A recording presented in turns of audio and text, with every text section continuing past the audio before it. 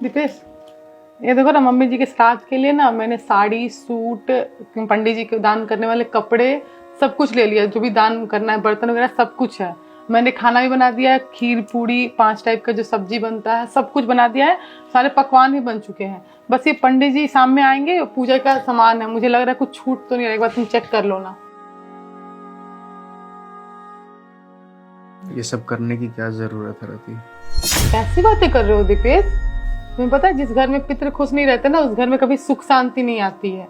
हमेशा दरिद्रता ही फैला रहता है, कभी तरक्की नहीं होती उस घर की। और श्राद्ध तो इसीलिए करते हैं ना, ताकि हमारे जो पितृ हैं वो खुश रहें, हमें आशीर्वाद दें। तो इसीलिए कर रहे हैं, और कौन किस लिए करूंगी मैं? सुख शांति और बरकत की बात कर रही हो तुम? हाँ हाँ, तो इसमें कुछ गलत किया मैंने? याद दिलाओ, तुमने क्या किया है? क्या किया है मैंने? याद करने की कोशिश करो।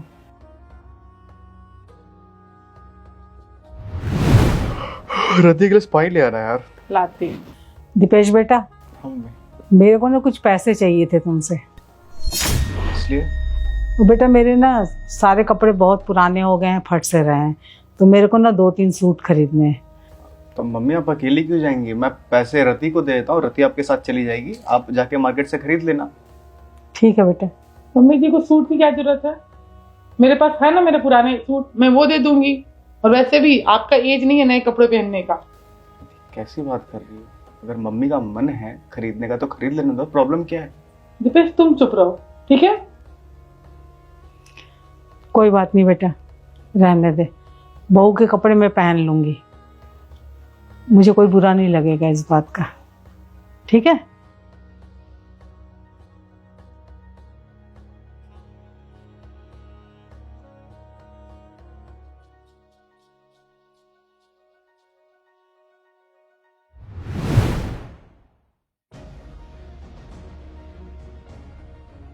ये लो, खा लो।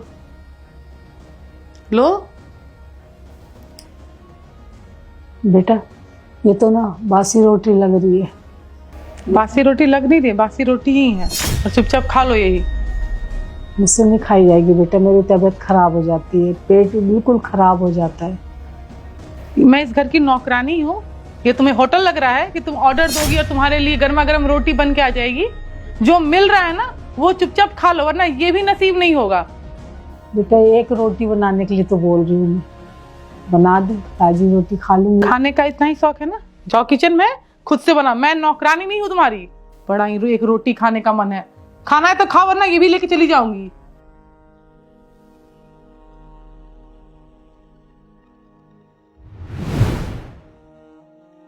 जब तक माँ जिंदा थी तुमने ढंग से उनसे बात तक नहीं की, और आज उनके मरने के बाद तुम ये दान पुण्य कर रही हो, पंडित जी को खाना खिलाने की बात कर रही हो।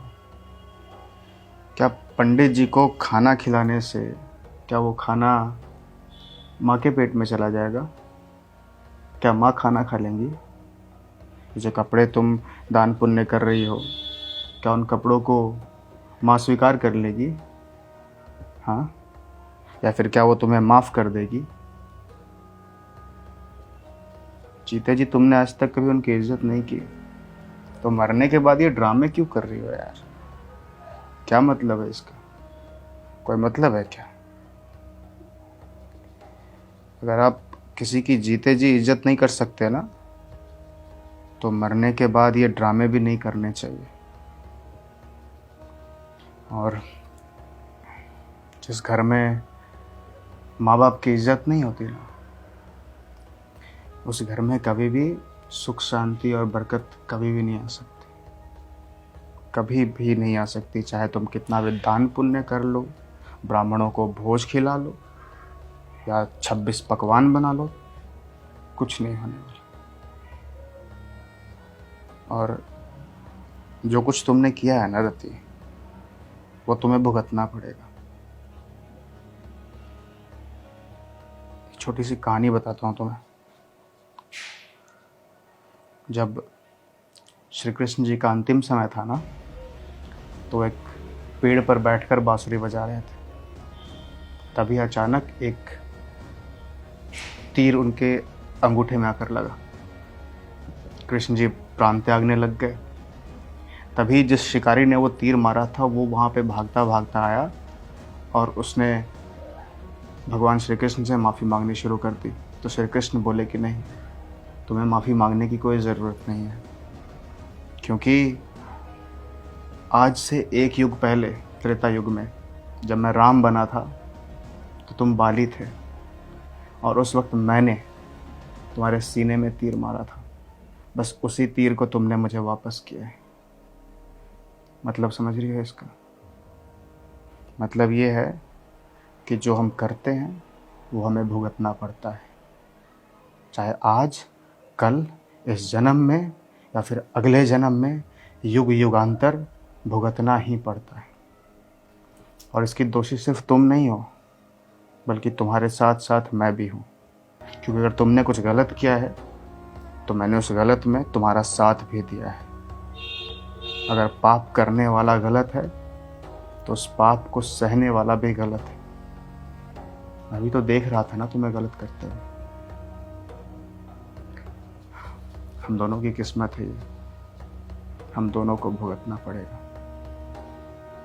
ये सुख शांति बरकत लाने की कोशिश करना बंद कर दो, वो इस घर में कभी नहीं आएगी।